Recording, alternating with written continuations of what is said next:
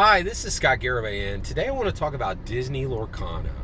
And I specifically want to talk about the idea of design transcending into narrative, specifically as it is linked to Dungeons and Dragons.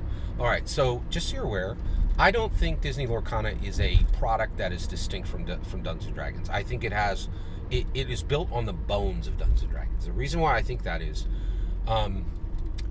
Dungeons and Dragons, Magic the Gathering is no longer separate from Dungeons and Dragons. It is very connected to Dungeons and Dragons. It's fundamentally connected to Dungeons and Dragons, right?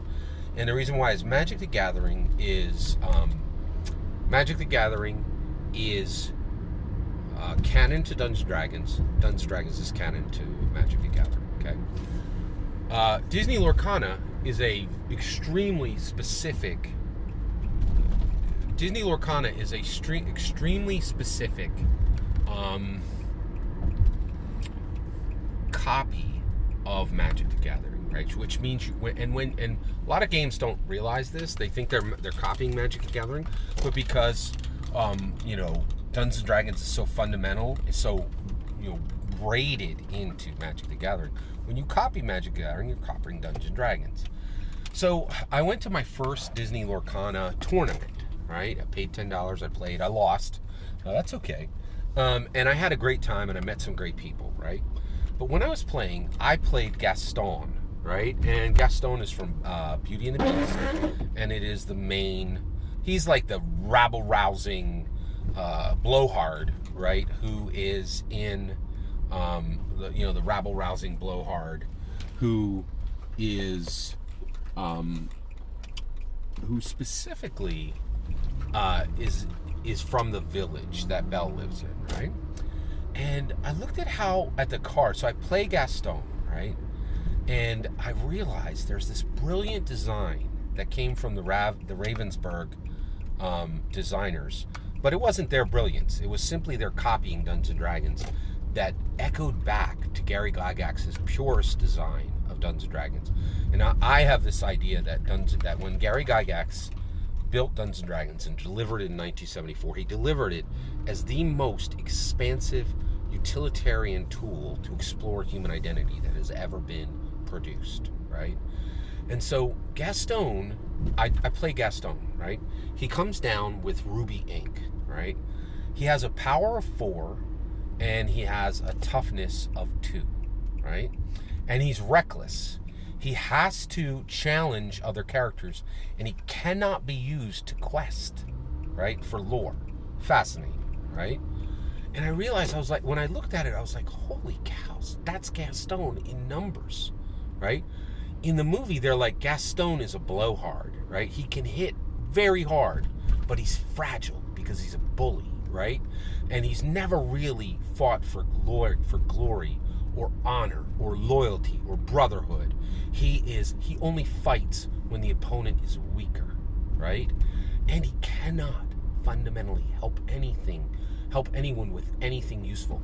All he can do is fight with a mob, right? He can't fight, he can't follow orders and be a soldier, right? He's only useful. His only use is to be used for utterly useless violence, right? The violence of a mob, the violence that doesn't earn anything, right?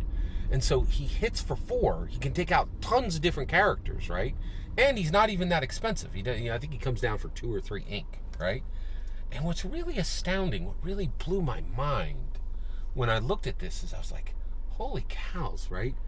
He's only a 2 toughness, which means like Jiminy Cricket can defeat him, right? Like it's because he's nothing when it comes to his defense.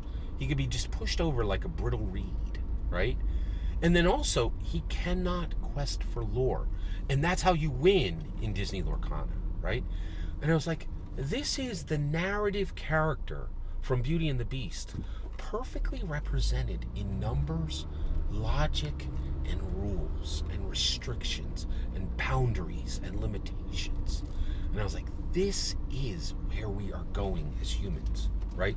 To marry our science with our art and create something new and fresh and beautiful and wonderful and incredible, right? And this was a narrative concept perfectly captured in the rules of Disney Lorcana, right? And I was like, this is it.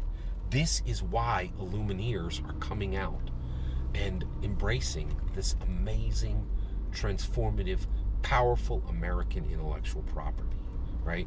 And this is the power of Dungeons & Dragons. It reaches far beyond the boundaries of the D&D canon hardback. And when those Ravenburgers designers, put that material down, they were doing a great job with design. They just didn't know what they were doing was really carrying forward Gary Gygax's legacy, because James Wyatt demanded it with his work. Truly, truly profound, truly incredible. This is the power of D&D canon. It makes incredible, near perfect design in games that don't even fall officially under its umbrella, but by legacy are 100% D&D.